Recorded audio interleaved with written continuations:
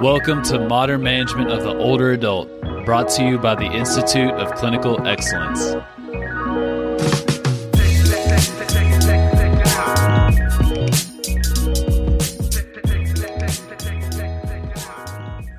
Welcome to the PT on Ice Daily Show, brought to you by the Institute of Clinical Excellence. My name is Dr. Jeff Musgrave, Doctor of Physical Therapy, proudly serving in the Older Adult Division. So today I'm excited to talk to you about a really interesting research article I came across. This was just published this month. And what it is it is a study comparing the results of aerobic training versus strength training in older adults, healthy older adults, and looking at the change in hypertension. The study is actually titled Differential Effects of the Type of Physical Exercise on Blood Pressure in Independent Older Adults. Hypertension, as we well know, is a number one contributor to heart disease. There are obviously lots of lifestyle modifications focusing on losing excess adiposity, reducing smoking. But from a aerobic or a exercise standpoint, what's going to help us lower someone's hypertension the most? Is it aerobic training or is it strength training? So this was a controlled trial that was completed from 2018 to 2021. And it was healthy older adults with a long-term follow-up. This was a 4-year study, which is pretty cool. We don't always get to see studies with this long-term follow-up.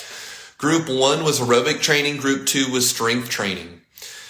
What they did is they were doing 2 60-minute sessions twice a week for 4 years. Okay.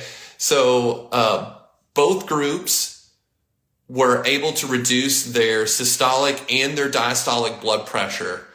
The strength training group had superior long-term effects. So the aerobic training group, their improvements plateaued after about 2 years. So if we're thinking about long-term programs for older adults, getting them into wellness, if we're trying to get someone hooked on fitness, it just drives home the fact that strength training may be more beneficial, especially for the cardiovascular system and reducing hypertension than we previously thought. So some things I do want to mention, some considerations here on the type of aerobic training. This was moderate intensity. So they were 60-minute sessions. They both had a warm-up, cool-down period. The chunk of the work was about 40 to 45 minutes. So the aerobic training group was primarily focused on treadmill training, walking training at a moderate intensity. The strength training group was doing a lot of different things. So there was actually a protocol that was being followed that has been previously studied, and it was called the Strenhold program, STRENOLD, and I'll have the DOI for you there if you want to look this one up. But it was body weight and resistance bands and working at 70% intensity for the strength portion. But when you dig into the strength portion, we've got coordination and aerobic games for 10 minutes.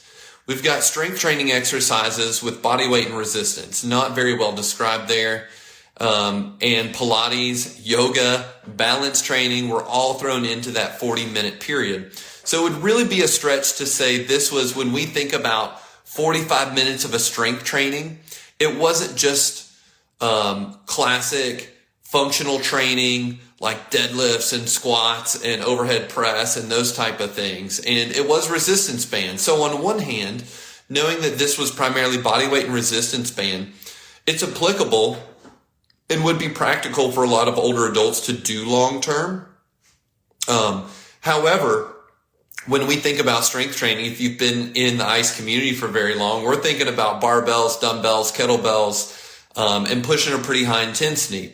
We can get effort out of resistance band. We can gain strength with resistance bands. It's also a lot less threatening, which are all great positives here. But I just want you to wrap your head around, this is not high intensity aerobic training versus high intensity barbell or resistance training. It was resistance training at 70% effort with viable rest periods between strength sets. It was body weight plus resistance. So all those things are good. Those are in line with resistance training.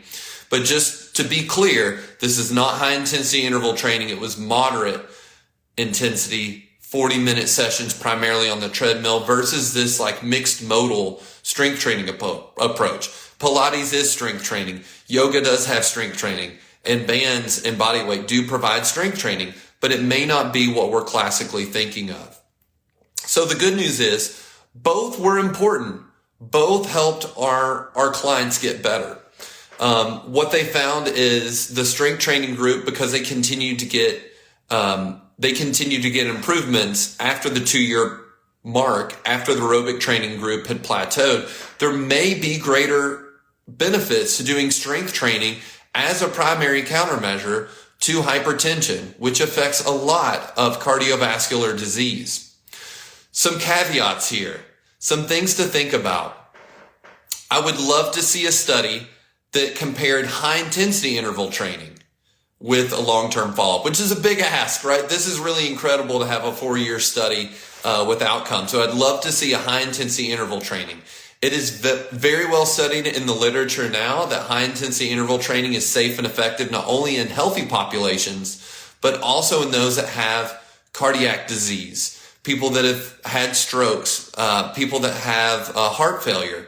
It's really becoming the gold standard for cardiac rehab. And I also have a systematic review that I'm going to be dropping in the caption for you if you want to check that out. And then also, high intensity interval training as a method for strength training for older adults has also already been validated. So I love that this looked at aerobic versus strength training, but if we're looking at PT 2.0, what we should be providing here, we can do high intensity interval training as a strength training measure. There was another great systematic review just building in the evidence, looking at high intensity interval training on muscle strength to fight sarcopenia in older adults. So although it is aerobic versus strength training, it's maybe not the gold standard yet. And this is a big ask, right? This study had a 4-year follow-up, but I would love to see high intensity interval training stacked up against high intensity resistance training and look at the follow-ups. Because we know with an and not or approach, which we love here in the ICE community, we can do something like a REMOM, where we're using functional based strength training to also drive cardiovascular adaptation. We can control the rest. We can ramp up the intensity of a functional movement and get more bang for our buck. Just to be clear, that is not what this study looked at. But in my dream world, we'd have a long-term study that really compared aerobic training to strength training. The way we do it now as a gold standard, but we don't have that yet. So based on this, what should you consider? I would say consider strength training for your cardiac patients. They need strength training to fight sarcopenia, to avoid 1 rep max living, to build reserve, to have healthy bones, to have healthy joints. And this may just be another benefit of resistance training, that we should consider that for a long-term program. We also know, based at least on this study, it is suggesting that resistance training and functional movements, body weight movements, may be a beneficial long-term program to help to improve hypertension, to help fight against some of these cardiac conditions, which I think makes it very worth the time. So let's get some resistance training in there for our cardiac patients. I mean, classically, myself and a lot of others are probably biased. If the primary concern is cardiac in nature, then we're going to be going after high intensity interval training and aerobic training. But maybe we consider strength training with limited rest to push that intensity for cardiac benefits as well. So keep the resistance training in the mix. I'd love to see more follow-up studies in this area. I'll be watching the research for that. But a blended approach may be a viable option. Using a REMOM, resistance training, compress the work into a smaller period of time, get the cardio effects with the resistance training, may be a really good idea. I would also say that in general, small changes in blood pressure are worth it. Small changes may have big downstream effects. Whether someone is just on the cusp of being pre-hypertensive and getting them back into normal range, or they already have hypertension and you move them into a pre-hypertensive state, those small changes may change their life. So don't forgive that. Small changes may have big implications. Team, I hope you found this interesting. I'll have the DOIs for all the listed articles in here so you can dive into these things. If any of this stuff is new or you want to take a closer look, I'll have the DOI for this article, the strength hold program, high intensity interval training and cardiac rehab, as well as a high intensity interval training for prevention of sarcopenia in older adults. Two really well done systematic reviews there. As kind of more of our gold standard approach for older adults. If you're interested in more content like this, we've got our level 1 and level 2 older adult courses kicking off in March 15th and then March 16th. That's level 1 and then level 2. And if you want to catch us out on the road, what this looks like practically to do with older adults at different functional levels, I'm going to be just outside of New Orleans. We've got space for you if you want to hop into that one, February 23rd. We'll be in Sparks, Glencoe, Maryland, on the 15th of March, and then just outside of Chicago, March 22nd. If none of those work for you, we've got lots of great offerings across this entire year. We'd love to see you in one of our courses if we can help. If you want some help leveling up your care for older adults. Team, have a wonderful Wednesday. We will see you next time. I would love to hear your experience working with cardiac patients and using strength training. Have a great day.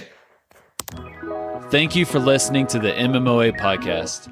If you found this helpful, please share with someone that could benefit.